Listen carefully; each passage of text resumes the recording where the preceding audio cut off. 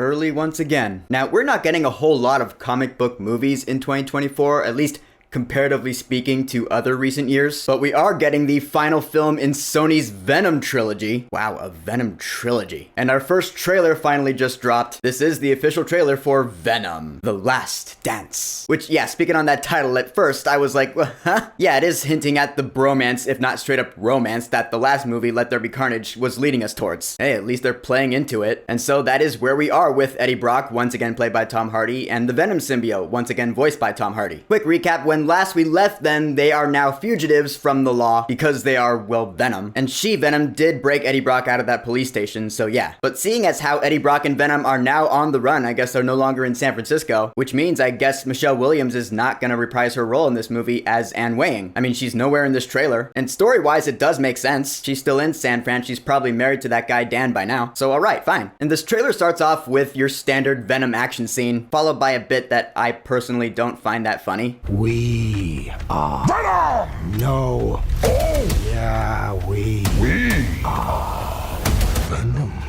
We're gonna need to work on that. Yeah, alright, calm down, symbiote. Plus, you seem to have that phrase down at the end of the first movie. We are Venom. So I don't get why you're messing it up now, I don't know. Moving on, we get to our premise. We have Juno Temple, who was that blonde chick in Dark Knight Rises who was hugging Anne Hathaway all like, now it's everyone's home. Yeah, that's what I remember her from. But we have her and Chiwetel Ejiofor. I guess they play agents of some military operation. And it looks like they're hunting for symbiotes, which obviously means that they're gonna be hunting for Eddie Brock. Because we do see the, whoa, wait a minute. This actually took me a few watches to realize this is a continuation straight up of that mid-credit scene from Spider-Man No Way Home. Like, I took a close look at this shot, and upon realizing it, I was like, son of a bitch! Alright, so what does this mean? Because that scene, we remember because we all watched No Way Home 1.5 million times, took place in the Marvel Cinematic Universe, Earth 1999-99. That little bit of the Venom symbiote was left behind, but now it looks like it's being captured because we see that same bartender that Eddie Brock was talking to, so it is the same place, and that little bit of symbiote is being captured by Chiwetel Ejiofor, so I'm like, alright, what? Are these military-looking people, like, universe hopping? Are they collecting symbiotes from different universes? Because we know that this movie is going to take place back in Venom's own universe, because Eddie Brock and Venom were transported back there at the end of that mid-credit scene. But the fact that we have this scene here now, the continuation of this MCU scene, yeah, that leads me to believe that these military people are going from one universe to another. What the fuck is going on? I don't know, but it's bending my brain, and hopefully this movie will explain this. Knowing Sony's live-action Spider-Verse-ish movies these days, I don't know if they will or not, but I guess we'll see. And so the trailer goes on. We get to a part where it looks like Eddie Brock and Venom arrive in Las Vegas, and they run across Mrs. Chen, and it looks like they have themselves a dance. But then,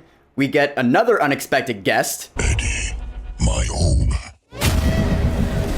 has found us. It looks like more symbiotes, or, I mean, they're not really called symbiotes, that's what we call them. I read that in the comics they're actually called Clintar. That's the name of their race. I'm still gonna call them symbiotes though. But yeah, it looks like these other symbiotes have now arrived on Earth all alien invasion style, like Transformers or something. I guess they're on the hunt for Venom too, not unlike Riot in the first movie, just saying. But now they have what looks like something out of Stranger Things 3. Seriously, when I first saw this, I was like, what? It really does remind me of that Mind Flayer body monster thing from the 3rd season of Stranger Things. Or a Nate Tiba from Stellar Blade. But yeah, I was like, what? Come on, Venom movies and Sony, really with this? Giant alien, squid, symbiote, monster, mind flayer-ish things now? I don't know what to think about that. But then I did think about it, and I was like, you know what, alright, this is probably something out of the comics. I mean, let's face it, we do have decades of source material in the comics where we've explored the symbiote's home planet and shit before. I mean, I haven't read any of it, but I know for a fact that it's out there. So alright, fine, maybe this is something from the comics. I don't know. But yeah, after thinking about that, I do come to the conclusion that maybe this isn't too far-fetched. I mean, hey, you gotta up the stakes from Carnage somehow. Patrick Mulligan is back. He was a detective in the last movie who was going after Eddie Brock. And if you remember, at the end of the last movie, it looks like he's getting some sort of superpowers. Somehow, from Shriek, somehow. Yeah, I still don't get how that happened. But in this trailer, it looks like they're going with it. So the question is he gonna become Toxin? Because that's who this character is in the comics, but Toxin is a symbiote. So I really have no idea what they're doing with this character here in this movie. I got no fucking clue. Again, I guess we'll see. And then we get to the end of this trailer, which I'm not gonna lie, I couldn't help but be like, that's fucking awesome. The Venom symbiote takes over a fucking horse. Yeah, that's super cool. It's like Ghost Rider and shit, but Venom instead. This is gonna be one of those things where even if the movie ends up being super stupid and shit, in my opinion, I'm still gonna think that this scene is super damn awesome. Cause it's the Venom symbiote taking over a horse, and it looks badass. I guess I'm still a little kid inside here, at least when it comes to stuff like this. In the end, Venom: The Last Dance, I'm not gonna set super high expectations for this one. I mean, the first Venom movie was the first one, so I was like, yeah, let's do this. And then the second one brought in Carnage, our first live action Carnage. I was like, yeah, let's do this. But now for the third one, I'm like, all right, we've tackled the big stuff, so what more can we do now? All right, well, I guess military operation and alien invasion going after Eddie Brock and Venom, who are now fugitives. Okay, I imagine this isn't gonna be as good as the Venom storyline in Spider-Man 2, the video game that came out last year. But hopefully The Last Dance will end up being somewhat enjoyable. Hopefully.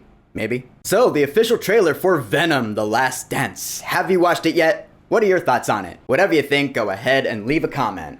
And of course, thank you for subscribing. Now, if you'll excuse me, Spider-Man No Way Home is now back in theaters. I think I'm gonna go experience that again.